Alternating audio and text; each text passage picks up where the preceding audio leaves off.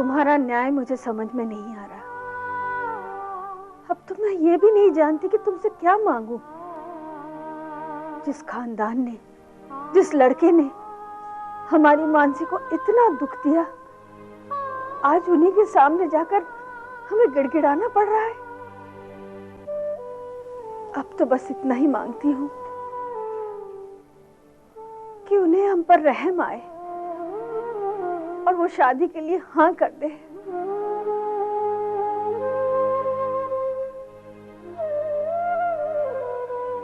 भगवान, मैंने आज तक कभी अपने लिए कुछ नहीं मांगा। अगर तुम्हारे प्रति मेरी भक्ति सच्ची है तो सिर्फ इतना मांगती हूँ, उस बेगुनाह पर अन्याय मत होने देना, सच पर झूठ को हावी मत होने देना। अरे राजेश बेटे, सब तैयार हुए या नहीं हुए? भैया ऐसे काम में देरी नहीं होनी चाहिए। पापा हम सब तो तैयार हैं, मम्मी अभी तक तैयार नहीं हुई। बुआ जी कम से कम 1 घंटे से उन्हें तैयार कर रही हैं। जानता हूँ भाई, 1 मिनट मुझे दो। 30 साल का एक्सपीरियंस है मुझे। और हमारे दूल्हे राजा रेडी हुए? ही इज ऑलमोस्ट रेडी पापा, विपुल है उसके साथ। ओके, इस वक्त कौन होगा? मैं देखता हूँ पापा। हाँ हेलो। हाँ जी हाँ, बस 10 मिनट में सब निकल रहे हैं। हाँ जी हाँ हाँ, मैं बाद में फोन करता हूँ।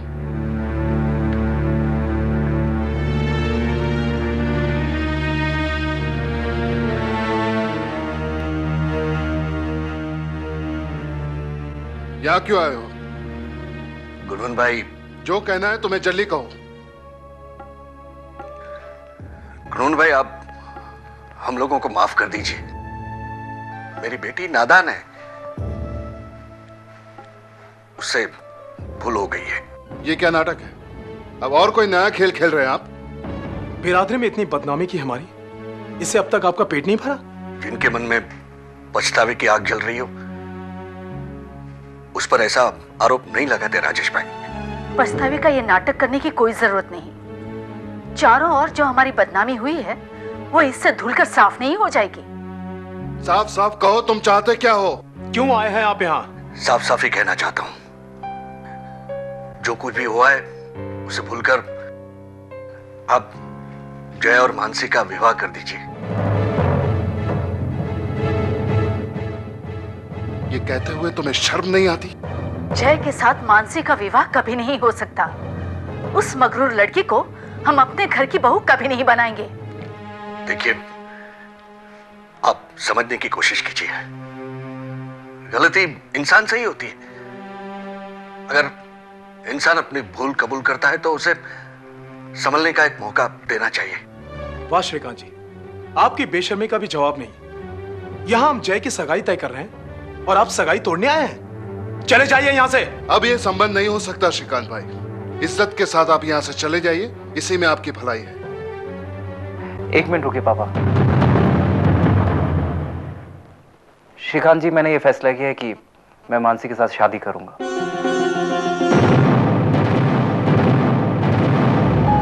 ये तुम क्या कह रहे हो? तुम्हारी शादी जूही से तय हो चुकी है। मैं जिंदगी में पहली बार आप लोगों की मर्जी के खिलाफ कोई कदम उठा रहा हूं। मुझे इस बात का एहसास हो गया है कि गलतियां इंसानों से ही होती हैं। मैं मानसी के साथ शादी करूंगा, ये मेरा फैसला है।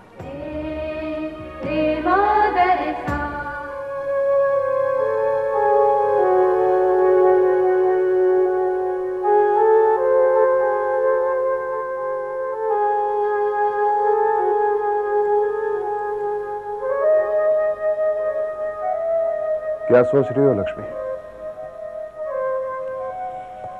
यही कि इतना सब कुछ होने के बाद भी जय ने उस लड़की के साथ शादी के लिए हाँ क्यों की? कहीं उस लड़की ने जय पे कोई जादू तो नहीं किया? नहीं। तो फिर क्या हो सकता है? हमें जय को उस शादी से रोकना होगा।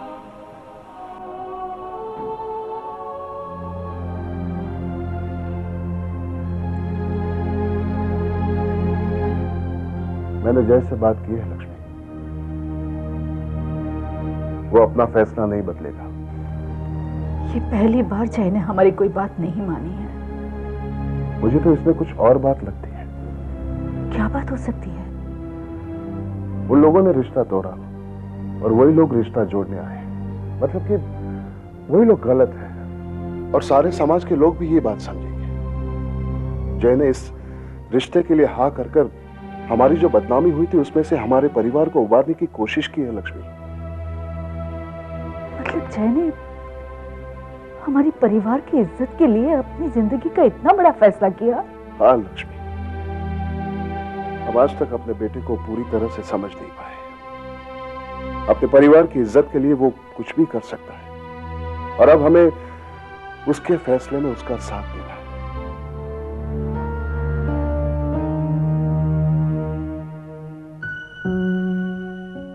ये तो अच्छा हुआ जय ने शादी के लिए हाँ करके हमारे घर की लाज बचा ली। लाज रख ली? माँ, उसके सिर्फ एक हाँ ने आपको ये बुला दिया कि उसी ने इस घर के लाज को। मेरा कहने का ये मतलब नहीं था बेटा। नहीं। रस्म के अनुसार शादी के पहले जो चीजें लड़के वालों को देनी है वो लेकर मानसी के साथ उनके घर जाना होगा। मानसी को उनके पैर छूने होंगे उनके आशीर्वाद के लिए। मैं उस घर में कदम नहीं रखूंगी। बेटा, जाना तो तुझे पड़ेगा ही, क्योंकि इसके बाद तुझे वहीं रहना है ना। बेटा, मेरी बात सुन। देख, बुजुर्गों के पैर छूने से तू छोटी नहीं हो जाएगी। मैं जानती हूँ वो गलत है। उन लोगों ने तुझे बहुत भला बुरा कहा, लेकिन बेटा जय उनका बेटा है और जैसे हम तुझे प्यार करते हैं ना, वो लोग भी उसे बहुत प्यार करते हैं। और प्यार अंधा होता है बेटा। मैं उनके ताने क्यों सहूं?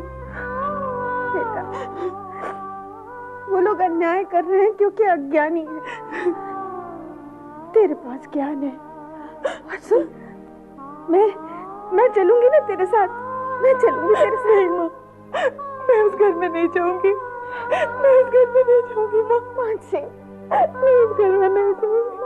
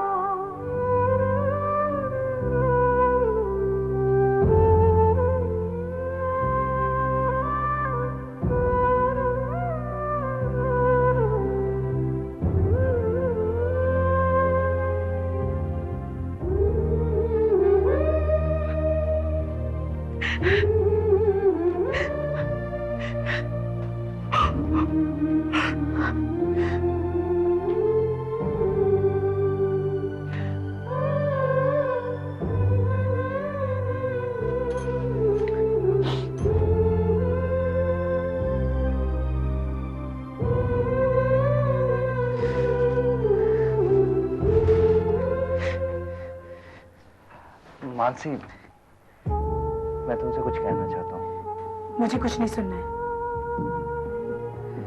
घर के सभी लोग तुमसे नाराज हैं। बेटा हूं ना मैं उनका। अब जो कुछ भी हुआ, मेरा मतलब है तुमने जो कुछ भी कहा उस पर उनका विश्वास नहीं, और शायद होगा भी नहीं, इसीलिए नाराज है वो तुमसे। अभी हो सकता है शादी के बाद भी तुम्हें इस तरह की बेरुखियों का सामना करना पड़े। मैं यही कहने आया हूं कि मैं तुम्हारे साथ हूं मानसी।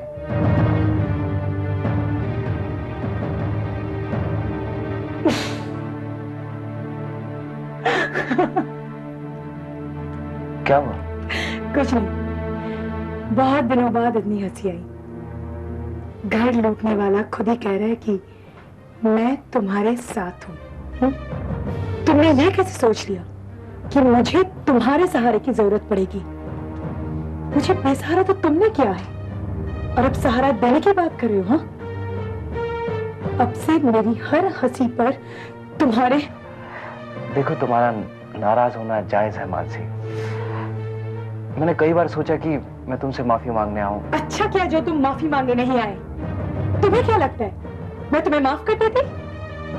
तुम्हें माफ कर देने का सिर्फ एक ही मतलब होता है, उस हादसे को भूल जाना।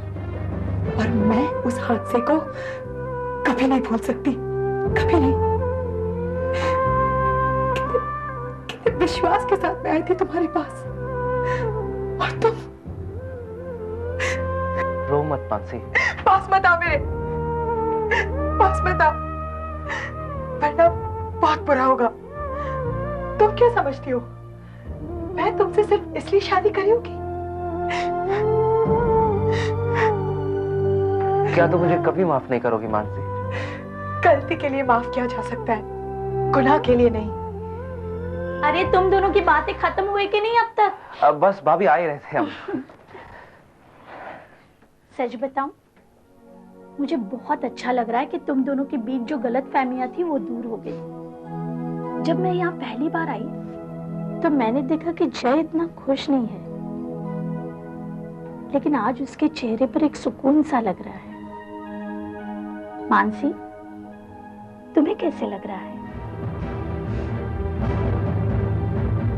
मेरे लिए तो बहुत बड़ा सौभाग्य है जो मुझे इतना सुशील और संस्कारी पति मिला। रत्ना, मैंने हॉल की बुकिंग कर दी है और बाकी जो तैयारियां बची है वो भी पूरी हो जाएगी। कैटरर का मेनू भी मैंने। आपने जो कुछ भी किया होगा सही किया होगा। रत्ना, मैं देख रहा हूं जब से तुम वहां से आई हो कुछ ज्यादा ही परेशान और उदास लग रही हो। मुझे डर लग रहा है। क्यों? वहां किसी ने कुछ कहा? कुछ नहीं, कुछ भी नहीं। यहाँ तक कि जब मेरी बेटी ने झुक झुक के सबको प्रणाम किया, किसी ने आशीर्वाद तक नहीं दिया। मेरी बेटी को उन जैसे लोगों के आशीर्वाद की जरूरत नहीं है। लेकिन वो अपमान के पल मैं नहीं भूल सकती। सबकी आंखों में मानसी के लिए कैसे रहेगी मानसी वहाँ? मैं वहां होता तो शायद। क्या कर लेते आप? क्या कर लेते? अब तो ये मानसी को ही झेलना पड़ेगा, और उसके दुख के साथ साथ हमें भी। संभालो अपने आप को, हमें कमजोर नहीं पड़ना चाहिए। क्या करूं मैं? देखो, हमें मानसी का सहारा बनना है। अगर हम ही कमजोर पड़ जाएंगे तो मानसी को कौन संभालेगा? महेश जी ने कुछ साड़ियां भेजी है, देख लेना। ये लीजिए दादी माँ, आपके लिए साड़ियाँ लेकर आया हूँ, जल्दी से अपनी साड़ी पसंद कर लीजिए। मुझे कुछ भी नहीं चाहिए, तुझे जो करना है वो कर। अरे दादी माँ, देखिए तो सही, बहुत अच्छी साड़ी है। हाँ हाँ, अच्छी साड़ी है, लेकिन साड़ी को मुझे क्या करना है? दादी माँ, आप ही ने तो कहा था कि मेरी शादी में बहुत मौज मस्ती करेंगी। जल्दी से एक साड़ी पसंद कर लीजिए, मुझे बहुत सारा काम है, बहुत सारे कार्ड बांटने जाना है। देखिए बेटा, मेरी पसंद और नापसंदगी का बहुत ख्याल रखता है। क्यों नहीं रखूंगा दादी माँ? आप भी तो मेरा कितना ख्याल रखती है। अब देखिए, मैं इन साड़ियों को देखकर बता सकता हूँ कि आपको कौन सी साड़ी पसंद है। ये वाली है ना? जय बेटा, वो लड़की मुझे बिल्कुल पसंद नहीं है। अभी भी वक्त है, तू ना कर दे बेटा।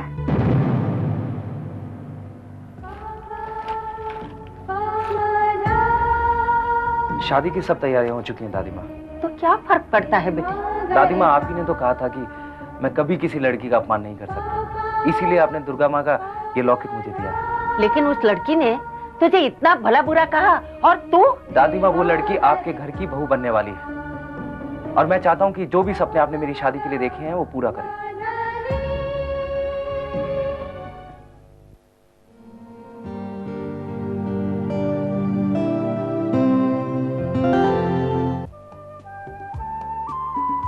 मालूम है दीदी की शादी में बहुत ऐश करने वाले हैं, बहुत ही अच्छे कपड़े पहनेंगे और बहुत सारा गरबा डांस भी करेंगे, ठीक है ना? थैंक यू आंटी जी।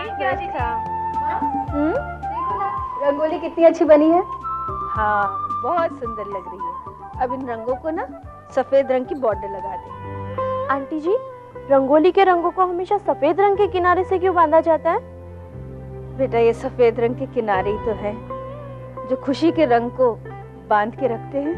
माँ, तुम्हें याद है जब मानसी छोटी थी और मैं रंगोली बनाती थी, वो बस मेरे पास ही बैठी रहती थी ताकि कोई आकर मेरी रंगोली ना खराब कर दे। हाँ मानसी, देख रंगोली कितनी सुंदर बनी है और सफेद किनारे के बाद तो बहुत ही सुंदर लग रही है ना? जब आईना टूट जाए, कुछ भी करो जुड़ ना पाए, लबों पे हंसी आंखें हैं नम, टूटा है मेरा करम।